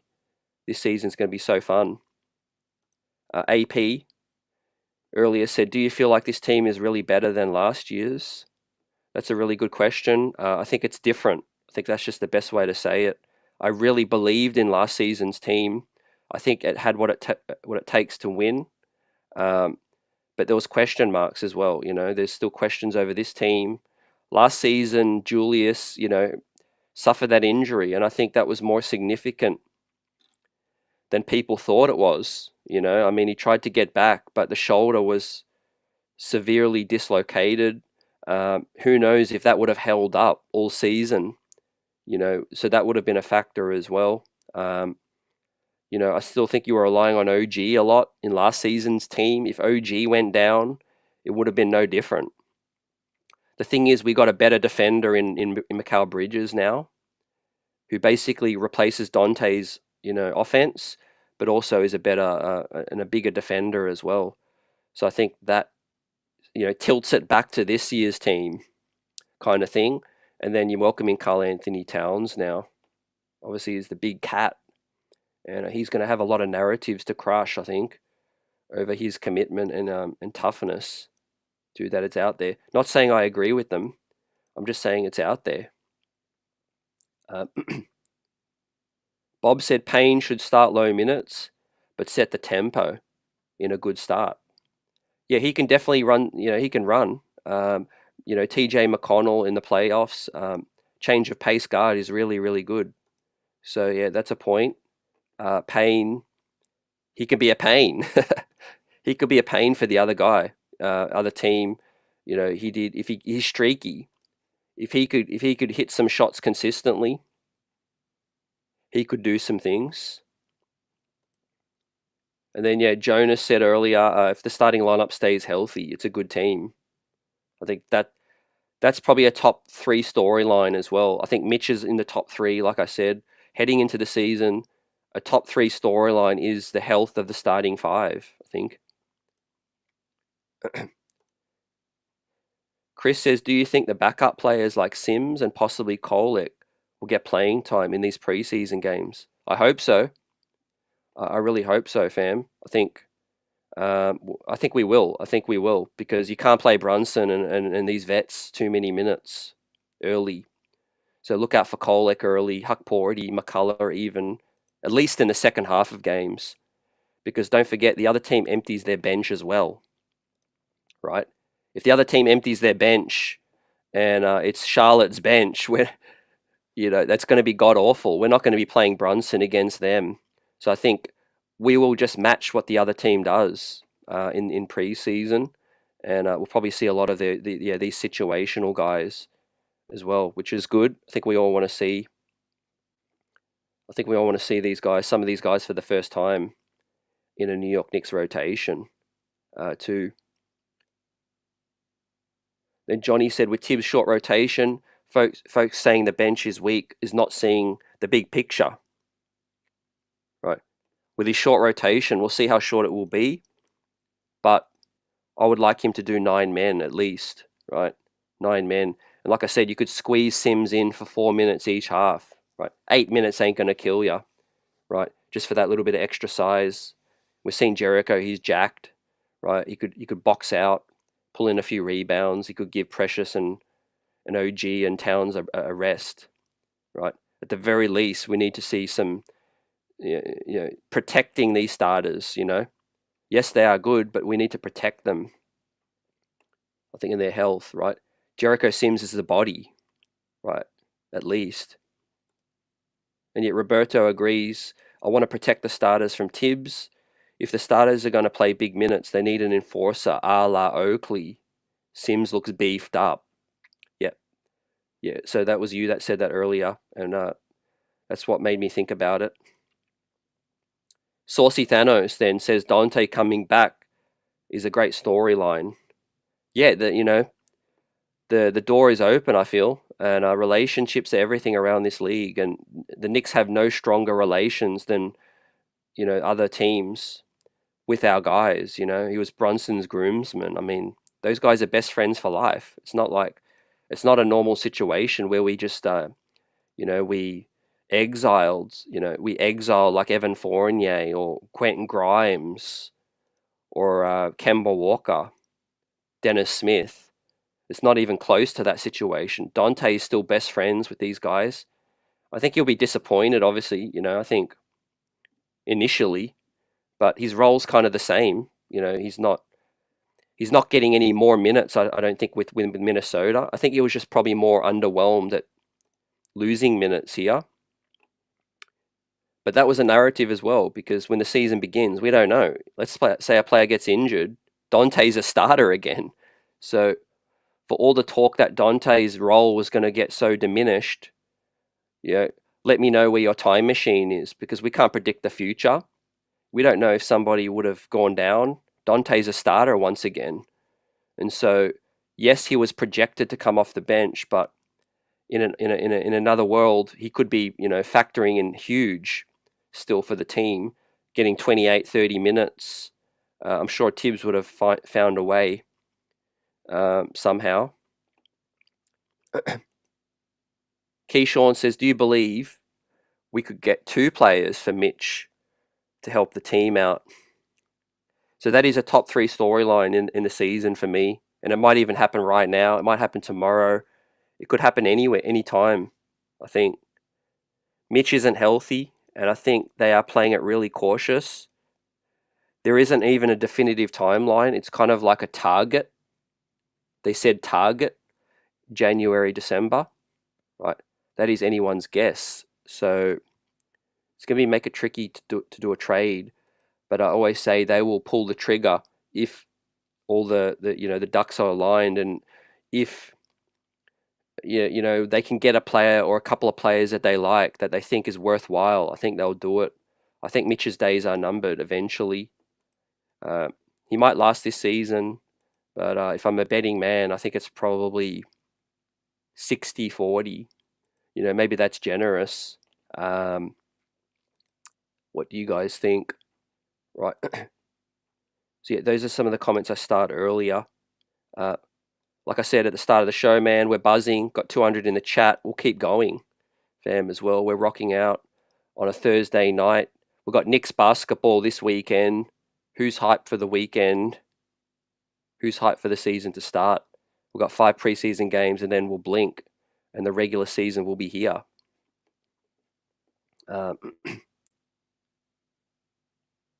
Nerf Swag says Dante in his interview said he wanted to be here in New York. Yeah, I mean, he chose us, over the Timberwolves, So I think, the door is open for him to return one day. Mook Morris was open to returning as well. You never know. What do you guys think? And I think I said his name before, but I don't know about the money. I'm just thinking about the fit. But what do you think about a Bobby Portis reunion? Do you think Bobby Portis would be nice off this team as a bench piece, right? Get Crazy Eyes back, right? Thibs goes back with Thibs in Chicago. Could get him back. Get Doug McDermott back. Get some of those throwback Bulls players to top up our bench. But yeah, I don't see Milwaukee letting him go on the cheap, right? But Bobby Portis will be that perfect stretch 5-4 off the bench. Can get gritty, right? No one's going to mess with him, man. I mean, Joel Embiid doesn't want his face rearranged. I don't think he's going to mess with Bobby Portis, fam. That could be a fit. I was just thinking about Knicks reunions, players that left on good terms, and I think would be open to coming back one day. Who knows what we'll see, fam. Speaking of former Knicks, Iman Shumpert tries to stay relevant. He already won his chip in Cleveland. Yeah, it was part of the start of the Knicks tape era. But I think he was off. And I think Iman Shumpert talking about the Knicks not being scary late in games, right? Well, team's about to find out how scary we will be. Right.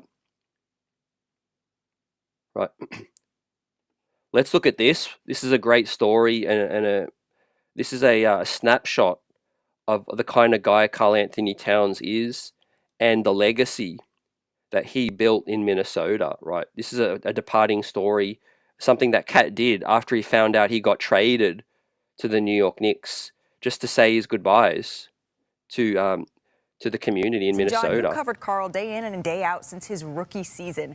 And right before he was traded, you got a very special and very personal glimpse into what Karl means to the community. Can you tell us a little bit more about what happened?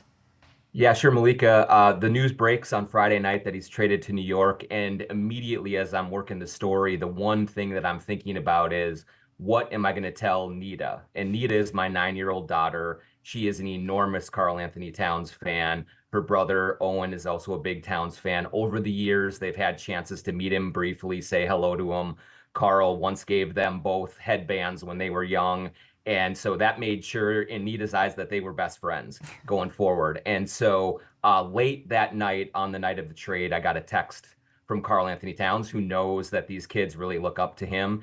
And he said, hey, how's the family doing? And I said, Karl, not going to lie to you, Nita cried herself to sleep. She's very upset by it. And he said, where are they going to be tomorrow? Do they have any sports?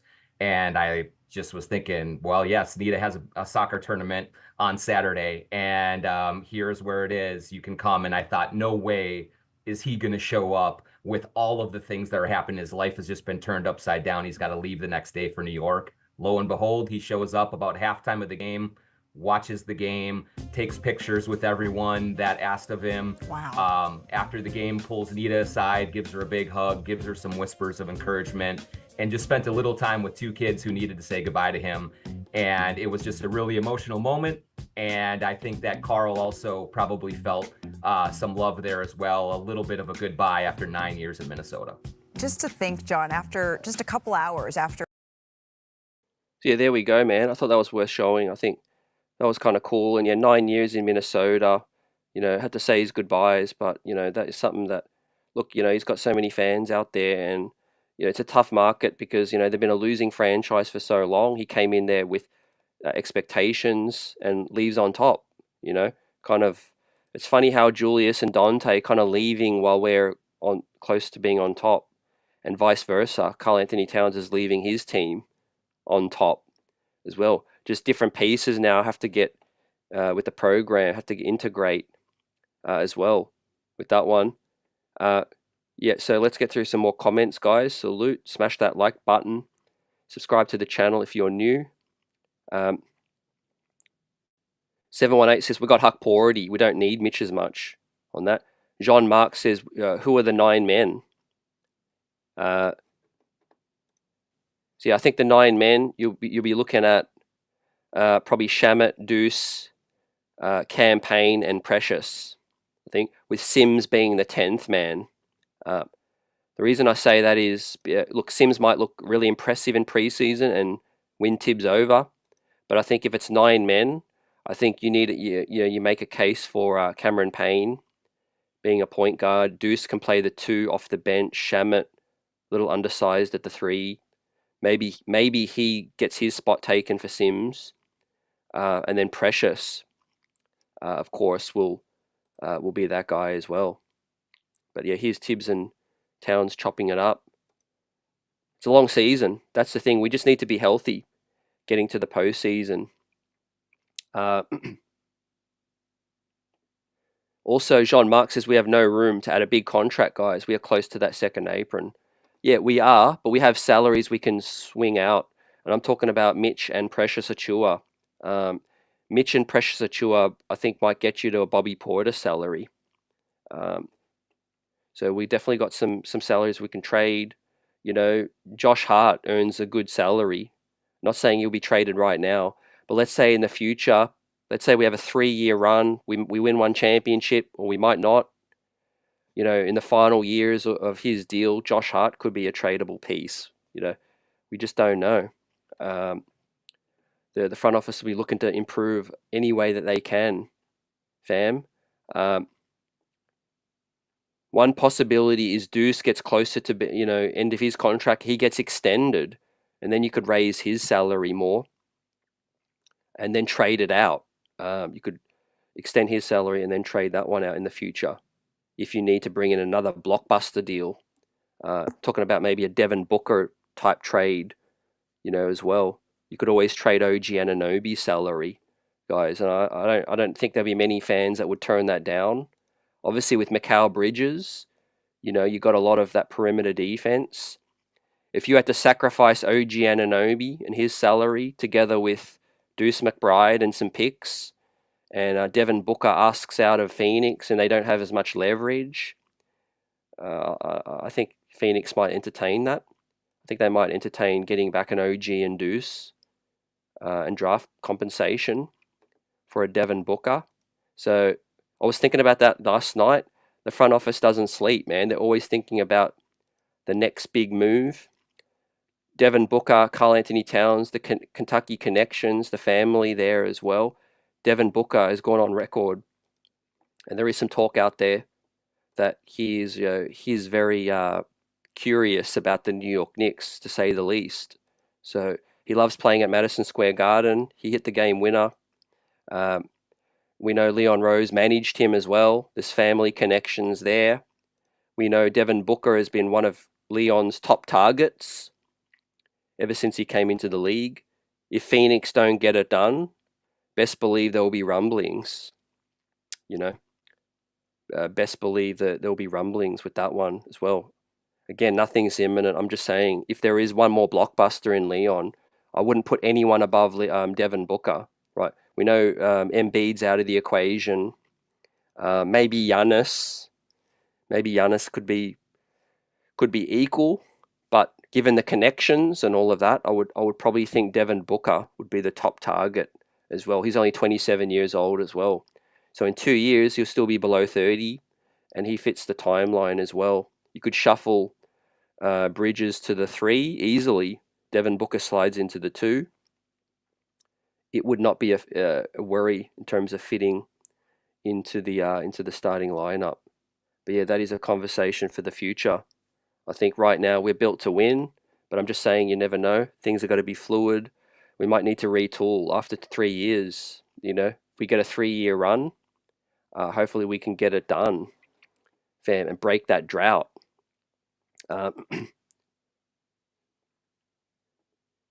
So, salute Prezi, what's up? We're going through a lot tonight, and I said it, man. It'll be a big show, but yeah, we've got games coming up, right? Let the games begin. Talk is cheap. We'll be able to talk about real games and break it down with you all. AP says, if Tibbs fails, who replaces Tibbs? I think it's a long way down the line. I really do. I think Tibbs has at least got 2 years, but at least a solid 2 years with this.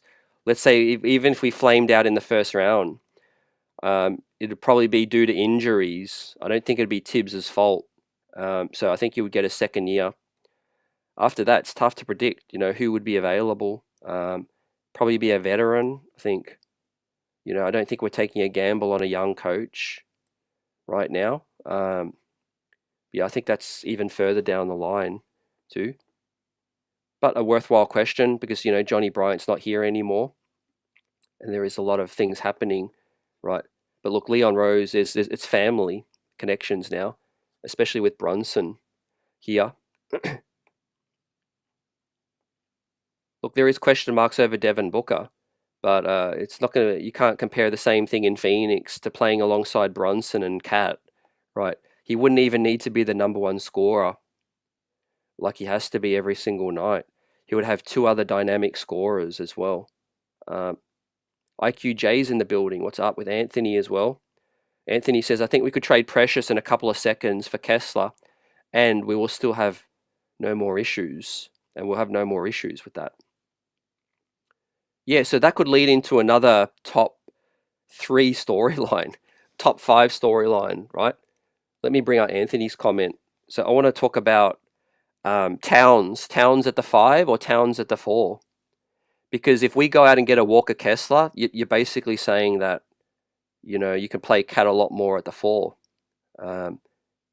If they don't act on the Mitch trade early or Precious, they might really see KAT at the 5 a lot more, if he stays healthy and our offense clicks and we look the best when KAT is at the 5, maybe we don't really push for that, for a Kessler. But one thing is that's good to act sooner if it's Kessler or Nick Richards is because they're on cheaper contracts, fam. So you want to get Kessler before he has to sign an extension. So he's still on a rookie deal, fam, which is just a couple of $1 million. So that's easy to execute. But if Kessler has to sign a bigger deal in the future, then the boat will sail, I think. So yeah, I think Nick Richards earning $5 million, Walker Kessler on his salary is a lot more likely, I feel, than Clint Capella. Clint Capella's aging; he's on $17 million. And so that could be tough. Mitch and Precious might be enough to swap that out with Capella. We know factually that the Knicks have had discussions by reporting with in Indiana, with Atlanta about Clint Capella, and so he's a name to still look out for. But the salary makes that a little tricky, I feel. So we'll see how that looks, fam. Yeah, campaign shot is different, fam. But Karl Anthony Towns' shot is money. That's for sure. We'll do another recap of all the videos from today, and then we'll wrap up. But yeah, Karl Anthony Towns getting his shots up in the first time in the gym as a New York Knick. Right, going to be wearing number 32. Still the same number. Julius is still with 30 as well. We're going to see a lot more of that, fam. I've been watching more highlights of KAT. Yeah, he just shoots it effortlessly, man. Not going to lie. He is the best shooting big I've seen, currently in the league, right, at the center spot, right? I mean, probably more consistent than KP, and definitely more consistent than Miles Bridges. One of the top stories of the day, TJ Warren. We broke down how he might fit on the roster financially, but on the court, he fits. We need some scoring, a guy that's all about it, got experience. I think the health is just the main concern, but he's healthy right now. And he's not going to be needed to play heavy minutes, right? We might just be okay keeping him on the end of the bench, right? If we need some scoring, we bring him in, we ease him in. We'll see how that looks. What are your thoughts on TJ Warren? I think that was another shrewd pickup by this front office, man. Has the potential to be an A. I'll give it a B plus right now. And then we saw Jalen Brunson absolutely firing on all cylinders, firing the three in camp, and only missing just a couple of shots from deep. I think the floor spacing is the best attribute of our starting five. Guys, no lies. We're going to be tough to guard. TJ Warren is a good fit, like Space said. D Grant's with us, not as with the trade, still absorbing it. We'll see how it all looks on the court. There's a lot of upside. The higher the ceiling, I feel. Alan says a TJ Warren, Reggie Bullock, Burks type of guy too. Yeah. Look, personally, I would prefer Doug McDermott because he's younger. He's 6. He's a bit taller. I think Doug McDermott runs well with the offense, runs well off screens. Still shooting at a pretty good number is Doug McDermott. But I like TJ Warren as well. New jacked up Jericho Sims, right? Jumpman Sims. Maybe he's got less hops. He's put on more weight. Maybe he's a force for this season moving ahead, right? He's on a contract year. He knows the time is now. The Knicks need a center, right? What would it be feeling like when knowing that you're a center on the Knicks roster and all the talk all season is that the Knicks need a center? If that doesn't motivate you, nothing will.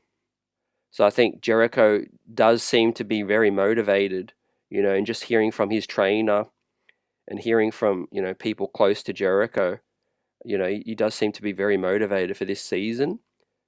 Thibs spoke on his depth and saying that he likes the depth. He feels good about the depth.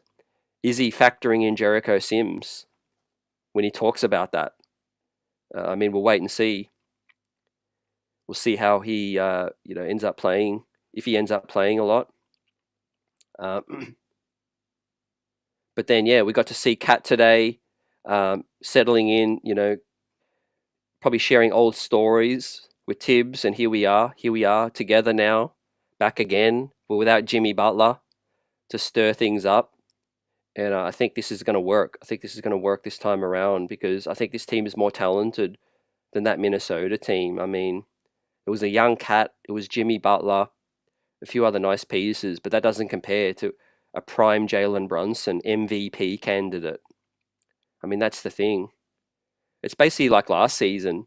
KAT is going to be playing alongside another guy who's an MVP candidate and probably had a better season than Anthony Edwards last season did Brunson, as well as, all the other talent, OG, one of the best combo forwards, Mikal Bridges, Josh Hart in the starting lineup. I think it's just a better starting lineup with the New York Knicks than he had with the Timberwolves. So we'll see how that all unfolds. And then, we heard from Thibs as well. So, let's get ready to wrap this thing up tonight, fam. It's been a great show. Rocking out for 2 hours or so with the chat. We're all buzzing, ready for the season to start. And tomorrow, we're going to be uploading a podcast with the one and only Bill Pedo of MSG Networks, Knicks Nation. The streets are buzzing. What a season it's going to be.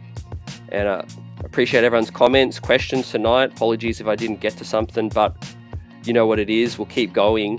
Tomorrow's a new day, and the season is about to start, right? New look Knicks. A lot of motivation, a lot of anticipation. Preseason's going to be buzzing. I think the Knicks will be doing an open scrimmage or a practice or something. I think right before tip. I might be wrong. I've heard something about that, but obviously I'm looking for Sunday. Looking forward to the first game against Charlotte, and seeing what Thibs does. We'll get our first look at these new faces as well off the bench. Too, fam. So that is going to be key. We'll get to look at Kolek. He'll get some minutes in preseason, no doubt about it. Pacome Dadier will probably get his feet wet. McCullough, we'll see if he's healthy. Huck Porty, and obviously Jericho. Maybe Deuce will play quite a lot as well. So yeah, I'm looking forward to it all. Peace, everyone. CT out. Have a blessed night. Let's get it. We'll talk soon. Again, I'll pop the podcast with Pedo, and then we'll be back live after that. But salute everyone. Smash that like button. Let's get it.